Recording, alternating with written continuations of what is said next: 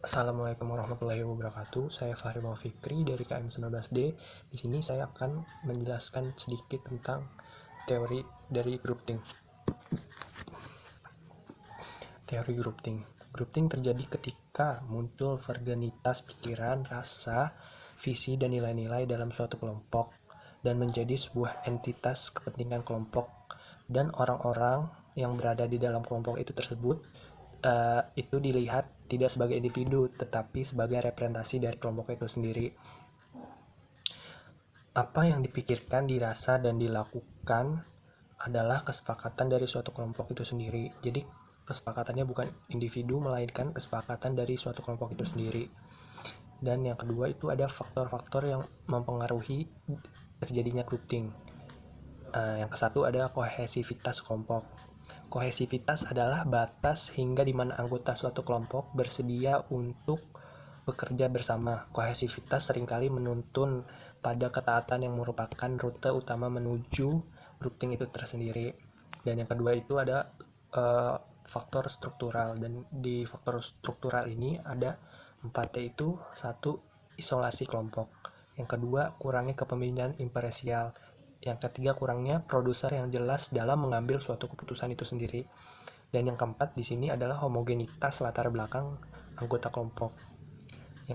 Faktor yang ketiga itu adalah faktor kelompok, faktor tekanan kelompok. Di sini tekanan itu ada tekanan dari internal dan eksternal.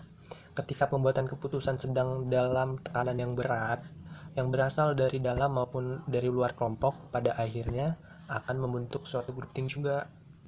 Nah, fenomena grouping ini dapat juga dikategorikan sebagai salah satu teori fungsional dalam ilmu komunikasi, dalam teori komunikasi dalam bentuk komunikasi kelompok. Kenapa maksudnya di sini? Hal ini karena teori-teori fungsional komunikasi kelompok memandang suatu proses sebagai instrumen ketika di mana suatu kelompok sedang mengambil keputusan akan menekankan hubungan antara kualitas komunikasi dengan kualitas output dari suatu kelompok itu tersebut.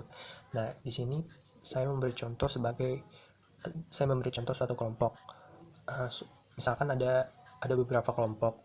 Nah, kelompok itu saling membagi informasi dari kelompok lain ke kelompok lain, atau dari satu kelompok itu mencari informasi atau saling membagi informasi satu sama lain di dalam suatu kelompok itu tersebut. Nah, itu merupakan cara bagi anggota kelompok tersebut dalam melakukan eksplorasi dan mengidentifikasi bentuk kesalahan ketika sedang berpikir, dan itu juga bisa sebagai alat untuk melakukan persuasi. Terus demikian juga dengan grouping yang menekankan kepada kohesivitas atau keterpaduan antar anggota kelompok sehingga dapat memutuskan suatu hal dalam komunikasi kelompok tersebut. Nah, di sini saya memberi contoh kasus yang sudah pernah ada. Sebelumnya yang sudah pernah ada, saya akan memberikan contoh kasus grouping di sini. Contohnya itu adalah keputusan Amerika Serikat menyerang Irak. Banyak ditentang oleh negara lain, dan bahkan sebagian warga negaranya sendiri itu, meskipun dengan alasan adanya senjata pemusnahan massal dan terorisme. Buktinya dalam pemilu sela di Amerika Serikat, dalam beberapa hari ini partai politik yang merupakan partainya pemerintahan Bush kalah dari Partai Demokrat. Di antara sebab kekalahan itu adalah karena masalah kebijakan pemerintah Amerika Serikat yang dikuasai Partai Republik yang menyerang Irak. Akan tetapi buktinya keputusan itu telah dilaksanakan juga, dan semua media massa juga ikut membentuk pandangan masyarakat dengan memberikan alasan-alasan yang membolehkan serangan ke Irak tersebut. Para anggota kelompok yang tergabung dalam grouping tersebut tidak pernah dan bahkan pantang menyalahkan pihak pemrakrasa gagasan serangan tersebut. Nah, itu yang saya bisa berikan contohnya sedikit. Contoh dari kasus grouping itu sendiri sedikit saya bisa membahasnya itu sendiri.